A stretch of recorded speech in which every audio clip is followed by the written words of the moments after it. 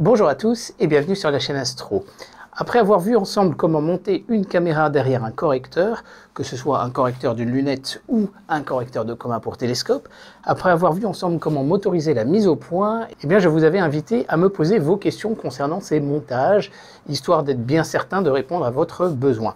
Alors vous m'avez posé pas mal de questions, globalement j'ai récupéré une quinzaine de questions qui groupées nous donnent à peu près une dizaine de questions pour pouvoir répondre voilà, un petit peu à vos besoins et essayer d'éclaircir au maximum ces problématiques derrière ce correcteur, ce back focus, etc. On va parler de pas mal de choses et vous allez voir. Bon, pardonnez-moi, ça va peut-être durer un tout petit peu de temps, mais je pense que ce sera quand même bien utile.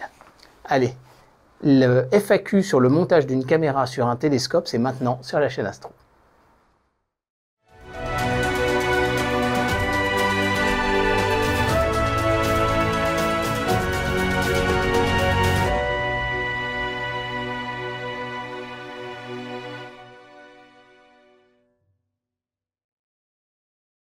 Alors, je profite de cette FAQ aussi pour rappeler quand même une petite chose. Donc, la notion de back focus n'existe que si vous avez un correcteur.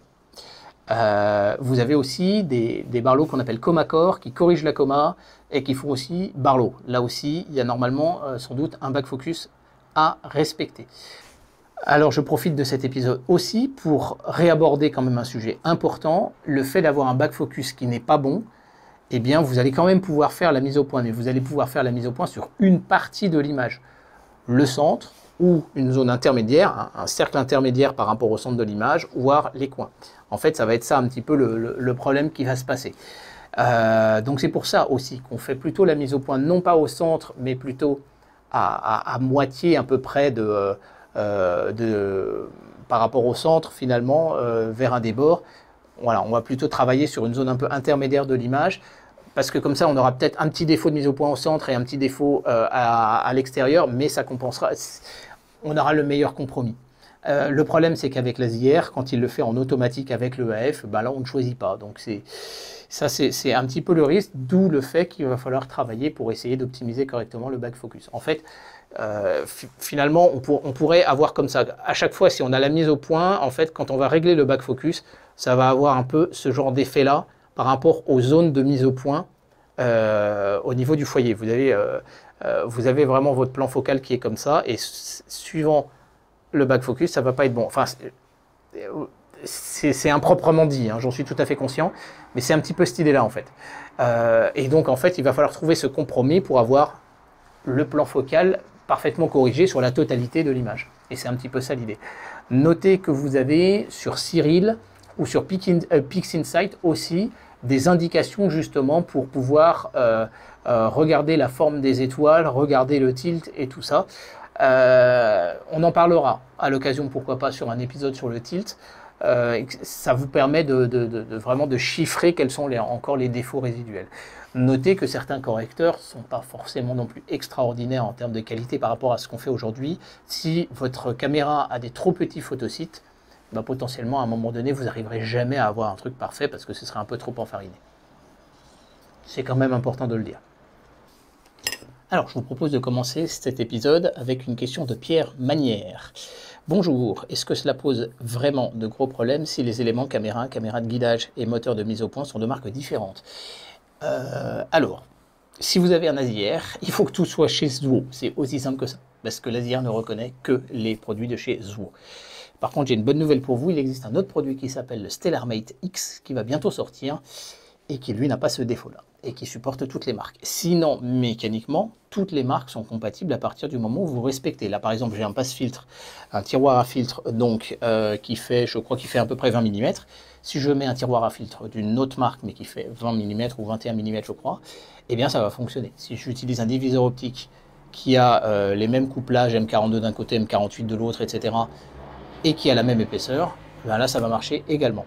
Je peux éventuellement remplacer cette caméra par une caméra d'une autre marque à partir du moment où elle a le même back focus et le même couplage. Donc globalement ça va aller. M42 sera compatible chez toutes les marques, M48 sera compatible chez toutes les marques.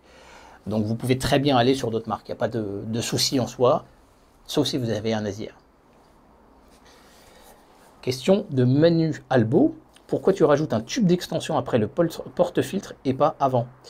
Donc exemple, caméra, tube X1, tube X2, porte-filtre, réducteur. Comme ça, tu as du M42 tout le long. En fait, le premier tube là que l'on voit ici, il sert à nous ramener à 17,5 mm de back focus. Enfin, prendre 17,5 mm de recul sur le back focus, à soustraire sur le back focus. Et tous les autres éléments sont calculés pour le 55 mm, c'est pour ça. Donc en fait, si je prends ces deux éléments-là, ça équivaut si je prends une caméra comme une ASI 2600 ou une ASI 6002, qui sont cette fois en full frame, et qui sont avec le tirage donc, de 17,5 mm. Mais par contre, attention, parce que ces caméras-là, alors la 2006 ça ira, mais la 6002 par contre, il faut prendre l'OAG-L qui est et un passe-filtre adapté aussi, parce que là, on a besoin de plus de diamètre. On continue avec une question de David Divix. Salut Christophe, le réglage de back focus n'intervient que si on ajoute un élément dans la chaîne optique, filtre, correcteur, autrement les 55 mm s'ajustent avec le tirage de mise au point tout simplement, point d'interrogation, en ajoutant les différentes bagues. En fait, effectivement, on fait un réglage initial de notre back focus, mais ça va dépendre aussi du correcteur, et ça va dépendre éventuellement de la lunette. Celui-là, le back focus est plutôt à 56,5 mm que 55 en réalité. Donc j'ai dû rajouter donc un spacer, mais si je rajoute effectivement le filtre, potentiellement il faut que je rajoute un tout petit peu d'espace, donc éventuellement encore un autre spacer qui fera égal au tiers des 2 mm de mon filtre, puisque le filtre fait 2 mm d'épaisseur. Mais sans ça, non, on n'est pas censé le bouger. C'est vrai que dans l'absolu, si je change, si je mets un filtre ou si j'en mets pas, là à ce moment-là, je suis obligé de réadapter le back focus. On continue avec une question de Bernard Papon. Bonjour Christophe, je pratique l'astrophotographie depuis bien des années et là, suite à ta vidéo tutoriel, je me pose la question suivante. Depuis que j'ai une caméra ZWO, j'ai toujours placé le filtre vissé avant le correcteur de coma, Baader MPCC Mark III, sans voir aucune altération apparente de mes clichés. Est-ce vraiment la possibilité afin de ne pas l'inclure dans la cotation du back focus? Et on a quasiment la même question de Frolon la Guêpe. Est-ce qu'un filtre NBZ devant un correcteur de coma peut-il modifier le back focus vu qu'il est en début du montage? Merci.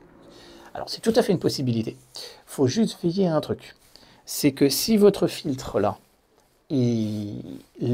toute la partie qui entoure le filtre est assez épaisse, eh ben vous allez peut-être vignetter un tout petit peu l'entrée du correcteur de coma. Et donc là, ça dépend du positionnement du correcteur de coma dans le tube, etc. En fait, on met le filtre et on regarde à l'oculaire, en lieu et place de l'oculaire, pour voir si on a toujours accès à la totalité du miroir primaire. Sinon, ça veut dire qu'on perdrait un tout petit peu de lumière. Mais l'avantage de mettre un filtre devant le correcteur de coma, effectivement, on n'a pas à toucher au back focus quand on le met ou quand on le retire, on a juste à refaire la mise au point. Le petit inconvénient, c'est qu'on ne peut pas mettre trop de diviseur optique pour mettre une caméra de guidage, parce qu'on va filtrer aussi la caméra de guidage, et donc on aura beaucoup moins de lumière. Alors ça dépend ensuite du type de filtre qu'on utilise. Si tu utilises un filtre très resserré, donc dual band, etc., L-enhance, L-ultimate, L-extreme, etc., et bien là, à ce moment-là, il y a très peu de lumière qui passe, et donc ça va être difficile de faire un guidage avec le diviseur optique. Mais si tu utilises juste un filtre, voilà, par exemple CLS, ou un filtre avec un UHCS, ça va commencer à devenir limite, tu pourrais encore éventuellement faire du guidage par diviseur optique. On continue avec une question de Jean-Pierre Astro. Bonjour Christophe, ça fait maintenant 1 an et demi que je suis passé à la caméra refroidie et je ne ferai certainement pas de retour à l'APN. Ça, je le confirme. Mais je shoote avec les deux, mais bon. Beaucoup de critiques sur le côté fermé de ZWO, effectivement, tout à fait. Mais il faut reconnaître de ne pas avoir à se poser la question de tout le matériel à prendre sans être sûr de la compatibilité est ce qui m'a séduit. Je confirme tout à fait également. J'utilise pratiquement le même montage que toi sur ma 7202, mis à part le diviseur optique. Cela ferait trop de charge sur le mécanisme de mise au point, donc, qui n'est pas à crémaillère. J'ai donc opté pour la petite lunette 30 par 120 avec le focuseur et l'ASI 120 mm. J'attends un futur épisode sur l'ASI R, c'est prévu. J'ai parfois des problèmes de mise au point, c'est pour ça que je contrôle toujours avec le Bahtinov, et aussi pour la mise en station. Il m'est arrivé, pour cette dernière, ne se lance pas quand j'utilise le filtre L Pro ou L-Extreme. T'est-il arrivé les mêmes soucis? Eh bien, effectivement, notamment avec l'ASI-R, si jamais vous avez un filtre très très resserré, je le vois là avec un filtre H-alpha pur et la caméra monochrome, et bien là, à ce moment-là, il faut avoir des temps de pause assez longs pour pouvoir faire le plate solving et tout ça. On peut changer en fait le temps de pause quand on fait le Polar Nine et mettre plutôt 4 secondes, 5 secondes plutôt que les 2 secondes d'origine. Et donc là, ça devrait passer. Et pour la mise au point, c'est la même chose. On peut changer les temps de pause pour qu'il ait assez de temps pour pouvoir capter assez de lumière et faire la mise au point. On poursuit avec une question de JB Roy, alors postée sur le groupe Facebook de la chaîne Astro, alors il ne m'en voudra pas. Salut la chaîne Astro. Donc suite à l'achat d'un filtre ALPT Dual Band H-alpha Oxygène 3 de 5 nanomètres en TLIA 36 mm circulaire non monté, je rencontre des problématiques suite à la mise au point de la caméra de guidage. Avant l'achat du filtre, avec mes réglages de mise au point, je fais la mise au point de la caméra principale, la caméra de guidage, puis le suivi est impeccable, etc. Pas de problème. Quand je mets le filtre ALPT, je refais la mise au point de la cam principale, normal, on rajoute un élément optique, c'est-à-dire l'épaisseur du filtre. Mais je dois aussi refaire la mise au point de la caméra de suivi, et ça c'est un peu plus galère. Je cherche donc un moyen filtre qui me permette de garder le focus. Alors, à partir du moment où on met un filtre ici, effectivement, ça va impacter le focus. Et ça va impacter en fait le back focus entre le correcteur et la caméra. Et là, il y a deux possibilités. Soit on rajoute un filtre ici devant la caméra, donc par exemple un filtre UVI Aircut, ce sera très bien. Et s'il fait 2 mm, en toute logique, ça va travailler de la même façon d'un côté et de l'autre. Mais il faudra retirer la caméra et la remettre. Alors s'il y a un épaulement comme ça, et ben à ce moment-là, ça pourrait le faire. L'autre possibilité, c'est que quand on n'utilise pas le filtre de bande étroite, eh bien on vient utiliser un autre filtre, par exemple un filtre Clear ou un filtre L, qui cette fois nous permettra de toujours avoir le même back focus pour la caméra vis-à-vis du correcteur, alors qu'on n'est pas en bande étroite. Et donc, soit on utilise ce filtre-là, le filtre étroite, soit on utilise le filtre qui laisse tout passer, et la mise au point de la caméra de guidage ne changera jamais, ou quasiment jamais, sur le pouillème en fait, de différence d'épaisseur entre les deux filtres. Voilà la petite solution que je peux préconiser.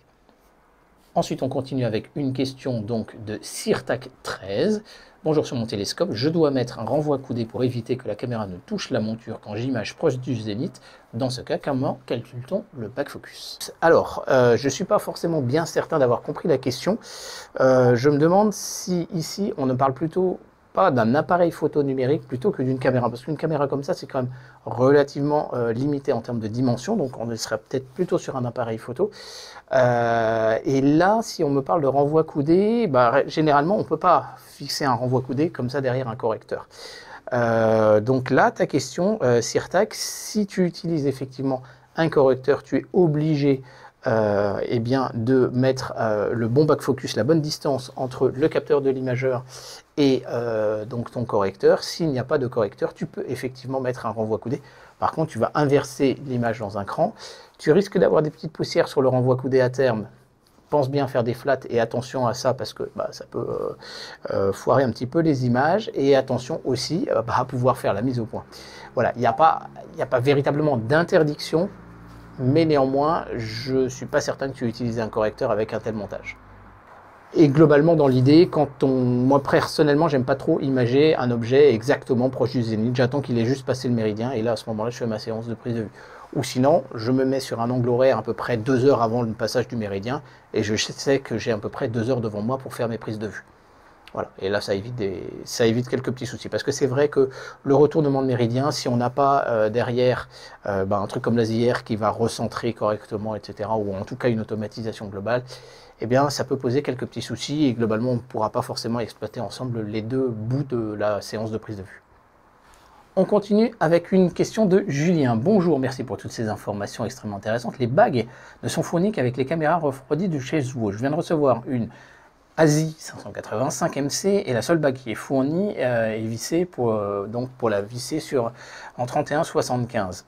Je l'ai mise directement sur le renvoi coudé diélectrique un bon comme un oculaire. Je devrais plutôt la visser directement derrière le Mac. A-t-on vraiment un back focus idéal pour un Mac vu que c'est un miroir primaire que l'on déplace? Ça donnerait quelque chose sur une 61 dph. Alors, il y a plein de questions là-dedans. Sur une 61 dph, faire du planétaire, je l'avais fait comme test. Pour du lunaire, ça va. Pour du solaire, ça va. Par contre, pour des planètes, ce sera tellement petit que, personnellement, je pense que c'est une perte de temps. À mon avis, tu devrais plutôt, effectivement, faire du planétaire avec ton Mac. Un Maksutov est un instrument dont le plan focal, dont le foyer est plutôt déjà assez propre. Mais je crois qu'il existe peut-être quelques correcteurs de champ sur un Mac, mais en fait, si tu n'as pas de correcteur, il n'y a pas de notion de backfocus. Donc, tout simplement, tu peux effectivement placer ta caméra derrière, on voit coudé, mais même remarque que tout à l'heure, les poussières, etc., et puis l'inversion de l'image, effectivement, faire un beau montage vissé, ce sera mieux. Mais de toute façon, très très vite, tu vas aller sur un montage avec une Barlow, une PowerMate, éventuellement un ADC, etc. Et donc, globalement, tu vas t'apercevoir que tu ne travailleras plus avec le renvoi coudé. Voilà. Bon, en tout cas, très bon choix de caméra. Et si vous ne l'avez pas vu, j'avais testé cette caméra à Saint-Véran et franchement, je l'ai trouvé absolument génial. J'ai entendu dire que la version monochrome venait de sortir et c'est une bombe atomique. Alors attention, parce que je crois qu'il y a eu un effet de gamme avec d'abord une version USB 2 et pas forcément la même quantité de mémoire et tout ça. Et ensuite, il y a une version USB 3 qui sort et là qui apparemment devrait être extrêmement intéressante. Et mon petit doigt m'a dit qu'il y a pas mal de planéteux qui sont en train de se mettre sur la file d'attente pour pouvoir en recevoir une rapidement. On continue avec une question de Wolfie et de Charline. Oh putain le con! Oh le con! Ah, merde! Merde! J'ai honte. Merci Christophe, comment puis-je me procurer les slicers que tu utilises? J'ai la même lunette, la même caméra. Et Charline qui me dit, ce que tu appelles slicer ne serait pas plutôt un spacer? À part ça, j'ai pas de questions. Oui, ce sont des spacers et pas des slicers. À force d'utiliser mon imprimante 3D et de slicer, parce que c'est le nom des logiciels qu'on utilise pour préparer les fichiers à imprimer, et j'appelle ça des slicers. Mais non, ce sont bien des spacers. Alors ça se trouve en M42, en M48, ça se fait avec son imprimante 3D. Donc là, on utilise un slicer. Et donc effectivement ça se trouve, il y a plusieurs magasins d'astro qui en vendent, alors il faut voir au niveau des nommages, je vais vous donner quelques liens, et là-dessus on en trouve aussi, je vais pas vous le dire, mais on en trouve à pas cher sur AliExpress. Voilà. Je trouve que globalement les tarifs sont assez chers pour ces trucs là, qui sont simplement une tôle découpée au laser, sincèrement. Par contre, à faire une imprimante 3D, ça marche plutôt bien. À vérifier quand même si ça n'aurait pas un impact et un risque de causer du tilt. Là, je suis sur l'interrogation, je ne vous le cache pas. On continue avec une question de Big Boss, excellente vidéo. Par contre, je ne vois pas le lien pour le modèle concernant le Power Tank Omegon. Et oui, effectivement, c'est une erreur. Donc, je t'avais donné le lien en réponse à ton commentaire. Donc, il existe deux modèles de ces Power Tank de chez Omegon. Celui-là, c'est le petit. Et il y en a un autre qui est plus épais, qui est encore plus balèze et plus capacitif. Celui-là, franchement, est génial. Me permet de tenir vraiment une nuit avec le refroidissement, avec l'ASIR, sur donc la ZGTI. Franchement, moi, j'en suis extrêmement satisfait. La preuve, c'est que j'en ai même deux. Donc voilà, le lien dans la description, cette fois, je ne l'oublierai pas. Petite question maintenant. Alors, vous êtes trois à m'avoir posé la même question. Donc, Patrick Leroy, Philippe Jacquelin et Laurent Besson, à propos des vis molletées. Alors, où est-ce qu'on peut trouver des vis molletées? Ça va être difficile à trouver. Et puis, oui, en effet, mais un serrage correct, les clés Anel auraient été bien. En fait, quand j'ai vissé donc le petit accouplement là, je n'ai vissé que d'un côté. Mais en fait, de l'autre côté, ça avait déjà été prévissé une première fois. Donc je sais que globalement, on était bon et que là, il n'y a pas de jeu résiduel. Vraiment, on le sent derrière, il n'y a absolument pas de jeu. Là-dessus, c'est vis molletées. Alors, comment les trouver? Écoutez, on va être très clair. On va savoir les trouver chez AliExpress ou chez Amazon. Vous prenez un pied à colis comme ça, vous le réinitialisez à 0. Pour mesurer le diamètre de votre vis, mettez-vous sur la longueur comme ça. Hop. Et donc là, à ce moment-là, là, j'ai 4,90, donc on comprend que c'est 5 mm. Alors logiquement, ça va être à peu près tout le temps du pas métrique, quoique dans certains cas, vous avez du pas américain. Et puis ensuite, on va mesurer la longueur. Donc là, celle-là, elle fait 35 mm. Donc là, je tape vis molletée M5 35 mm. Sur AliExpress ou sur Amazon et je vais pouvoir trouver plein de références. Et ensuite, il faut chercher. Moi, personnellement, j'aime pas quand il y a des poignées en plastique comme ça. Je prends du tout métal en une pièce. Et franchement, c'est pas très très cher et ça marche super bien. Donc j'en ai acheté des tonnes. Et puis là, comme elles étaient un petit peu trop longues, j'ai rajouté un écrou molleté. On peut chercher écrou molleté M5 par exemple, qui est la partie pendant qui se visse. Donc en fait, globalement, sur tous mes télescopes et surtout tous mes strokes, j'utilise ce genre de vis et c'est franchement assez génial.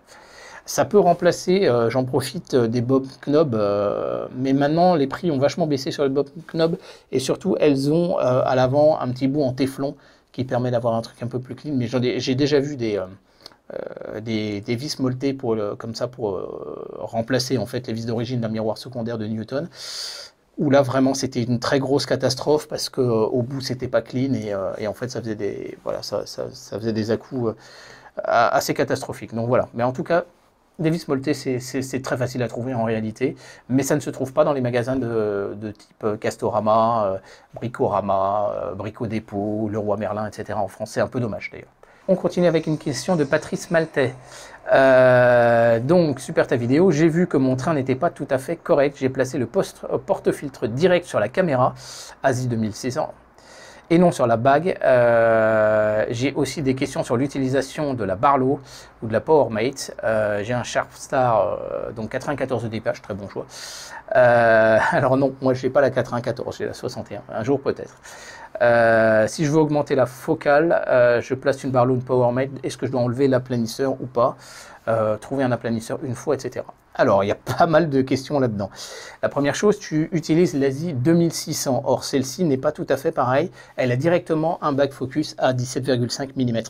Enfin, elle a directement un recul à 17,5 mm. Attention, par abus de langage, on parle de back focus d'une caméra, de back focus d'un appareil photo, c'est pas tout à fait exact.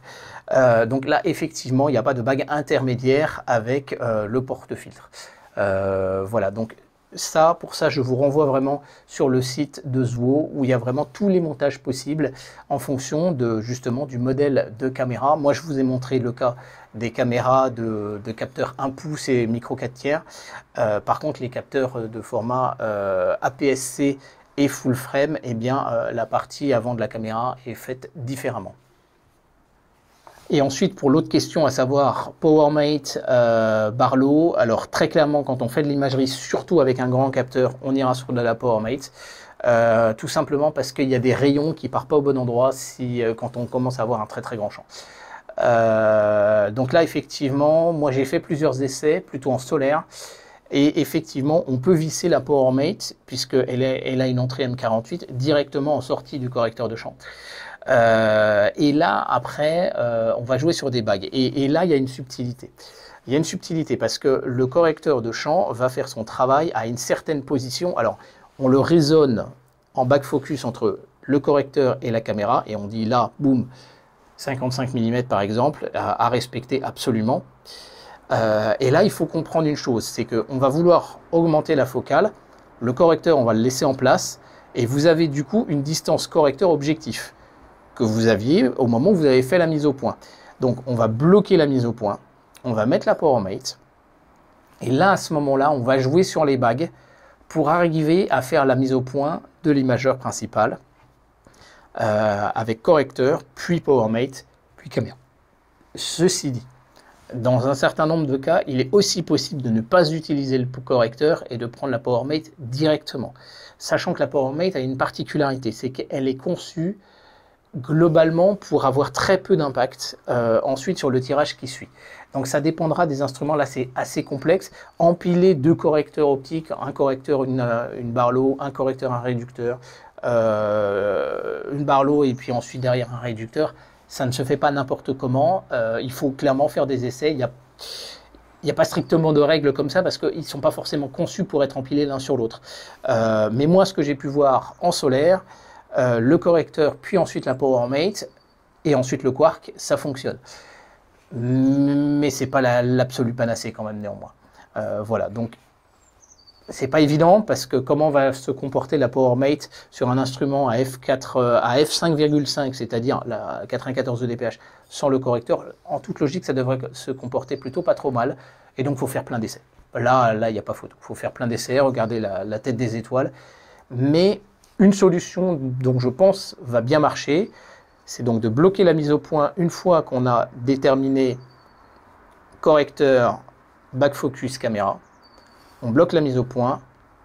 En plus du correcteur, on met la PowerMate et ensuite on va remonter la caméra. Il faut essayer de trouver la bonne distance de caméra pour qu'on n'ait quasiment rien à toucher au niveau de la mise au point. Et là, globalement, je pense que dans les coins, les étoiles seront plutôt pas trop mal.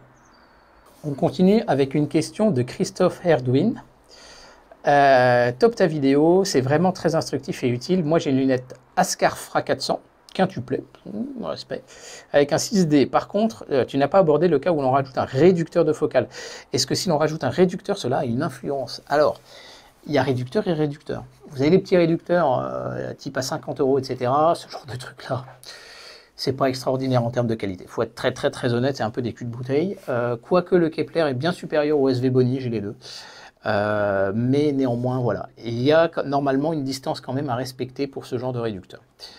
Mais des vrais réducteurs, ça commence à coûter très cher. Vous avez par exemple le ASA 2 Core, 0,85 fois pour Newton, qui fait correcteur de coma et réducteur. Vous avez les correcteurs réducteurs que vous avez, là celui-là c'est un 0,8 fois et ça existe sur pas mal de lunettes astronomiques. Et bien là il y a un back focus à respecter. Et c'est pareil pour les réducteurs 0,4 fois pour les télescopes de type Schmidt-Cassegrain. Là aussi, il y a un back focus à respecter derrière ce correcteur. Donc à chaque fois, il faut toujours respecter la spécification du constructeur. Voilà pour ce qui est donc voilà, des réducteurs, mais attention effectivement à ne pas utiliser un réducteur de mauvaise qualité, ce ne serait pas formidable. Donc là, si la Fra, il existe un correcteur réducteur qui va spécifiquement pour la Fra 400, on peut effectivement l'utiliser, mais il faut respecter les specs.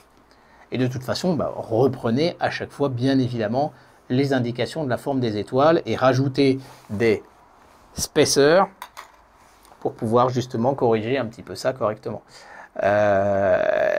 Et regardez l'aspect des étoiles. Attention aussi, dans certains cas, les étoiles, le sens des étoiles pour les corrections peuvent être inversés. Et pour moi, c'est le cas, par exemple, du GPU de TS Optics. Alors, on continue avec une question de Zifos. Très intéressant, on voit bien toute la série de détails, problèmes et astuces. Je suppose que le positionnement du diviseur optique près de la caméra est pour limiter l'influence sur le capteur, mais c'est pas plus simple de le mettre avant les filtres. Plus de problèmes de mise au point changeante, plus de lumière sur la caméra de guidage, que l'on ne filtre pas sur sa trajectoire, si l'on guide sur une étoile de faible magnitude, etc. Alors, en fait, le truc, c'est que si vous mettez le passe-filtre avant le diviseur optique, vous allez filtrer la lumière de la caméra. Et donc, si vous avez un filtre assez resserré, que ce soit un filtre de bande étroite ou un filtre duo, tribande, quadribande, bien à ce moment-là, vous aurez déjà très peu de lumière. Même un UHCS, je trouve que ça commence à filtrer un peu trop.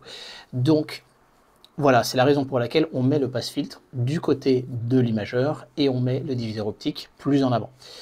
Par contre, il y aura un truc à faire où il faudra faire très attention, eh bien, c'est de s'assurer, alors il suffit de, on le voit très bien en fait en regardant comme ça, c'est de s'assurer que le diviseur optique ne vient pas cacher finalement le capteur de la caméra. Donc en fait, en baladant notre œil comme ça, alors il faut le faire, mais sans le filtre bien évidemment, mais en se baladant comme ça, on arrive tout de suite à voir si c'est le cas ou pas. Et là, en l'occurrence, avec mon réglage, ce n'est pas le cas, donc ça devrait bien passer.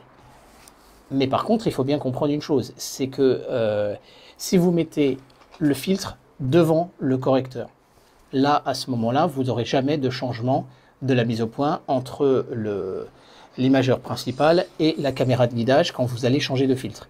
Si par contre vous mettez le filtre entre le diviseur optique et la caméra, quand vous changez de filtre et qu'il change d'épaisseur, donc il vient changer le recul du plan focal, ou quand vous ne mettez pas de filtre, et bien là, vous affectez, parce que vous allez refaire la mise au point sur l'imageur principale, et vous affectez la mise au point sur la caméra de guidage.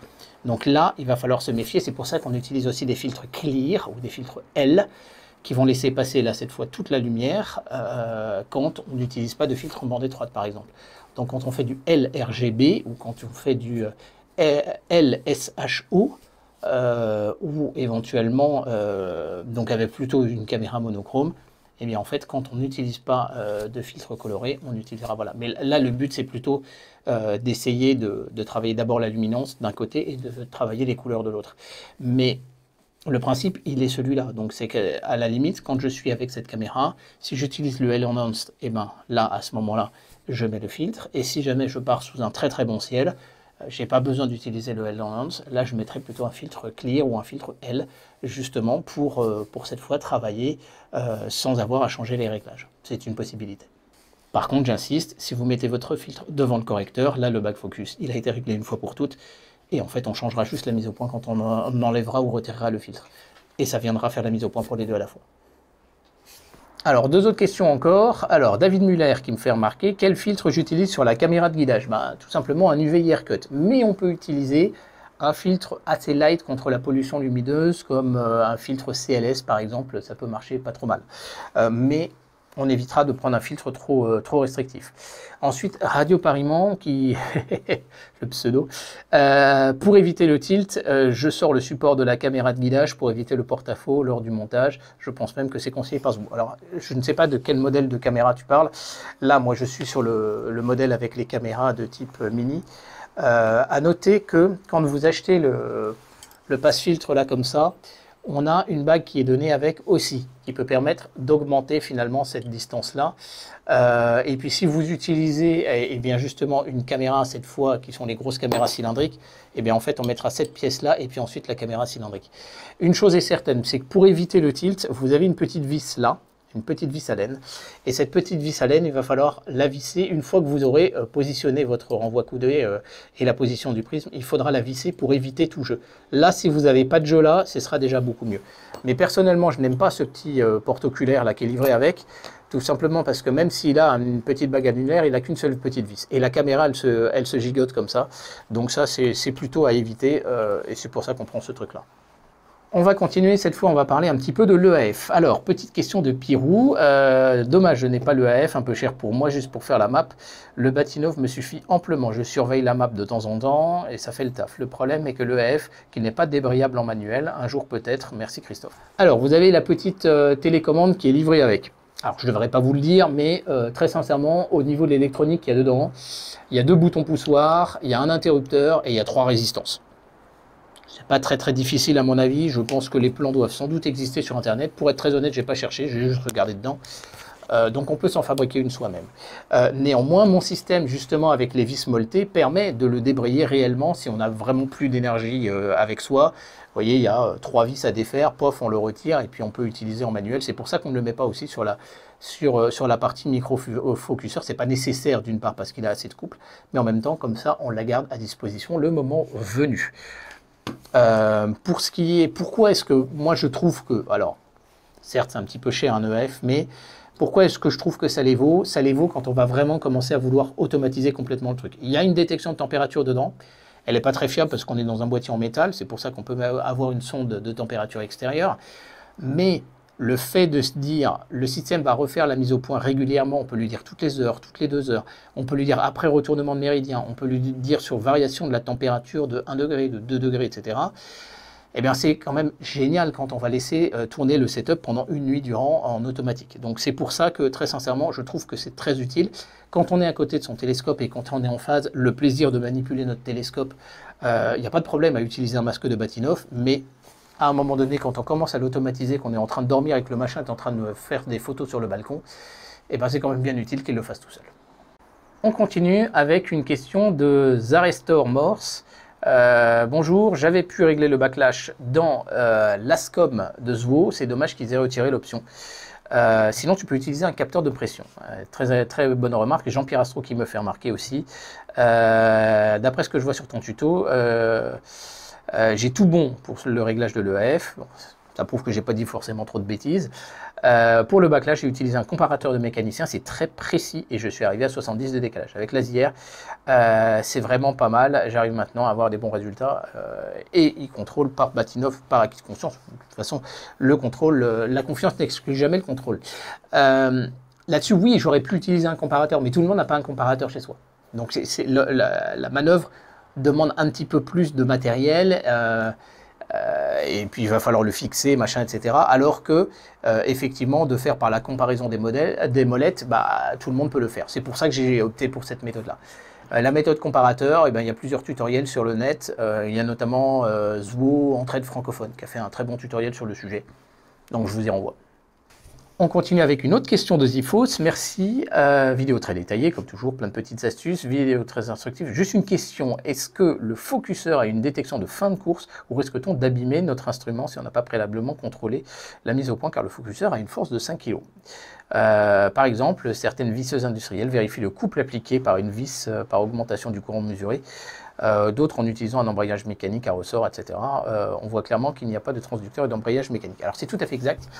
Là-dessus, si vous avez un porte-oculaire vraiment de type Crayford, c'est-à-dire vraiment simplement par contact tangentiel donc de l'axe vis-à-vis du fût principal du porte-oculaire, ben là, à ce moment-là, il n'y a pas vraiment de risque, ça se mettrait à glisser. Si vous avez un porte-oculaire à crémaillère démultiplié comme le mien, là, effectivement, il y a un risque. Alors, bien sûr, on peut le faire. Alors, je peux vous montrer par laser, en fait. Ce que vous allez faire, c'est que vous allez mettre la vitesse rapide, vous allez avancer pour vous mettre jusqu'à la position de blocage et vous allez noter la position. Alors, notez que le AF permet de compter dans un sens positif ou dans un sens négatif. Vous avez une option pour pouvoir le faire. Et là, à ce moment-là, vous allez pouvoir mettre la position, par exemple, bloquée à 0, une fois que vous serez vraiment au plus proche, en ayant juste pris soin de garder une feuille de papier ou un ticket de métro d'épaisseur de sécurité. Et ensuite, bah, vous allez revenir à la mise au point initiale. Donc, à la limite, vous utilisez un petit pied à coulisse comme ça pour avoir mesuré au départ le truc de départ. Et vous allez rajouter un peu plus. Et vous allez mettre aussi la valeur maximum. Donc on peut en fait saisir la valeur minimum et la valeur maximum dans le AF. Notez une chose, c'est que dans l'ancienne version du logiciel de AF, et c'est pour ça que je vous ai montré comment faire l'upgrade logiciel, eh bien il y a des bugs, ça se met à biper alors que vous êtes en plein milieu de la course, ça ne devrait pas vous bloquer, etc. Donc c'est aussi, je crois que c'était un bug d'une ancienne version logicielle. Donc voilà, mais oui, effectivement, il est possible de mettre une limitation négative et positive, enfin au bas donc du positionnement le EF. Par contre, si vous le démontez manuellement et qu'ensuite vous voulez le remonter, bah, pensez à vous remettre à la même position, sinon si vous avez fait un tour de plus, forcément ça pourrait poser des petits soucis. On continue. Alors, une petite remarque de Yann Solo. Du coup, plus besoin de Bahtinov. Bah oui, plus besoin de Bahtinov. On est sur la mise au point, ce qu'on appelle avec la FWHM, donc la Full Width Half Maximum. C'est la détection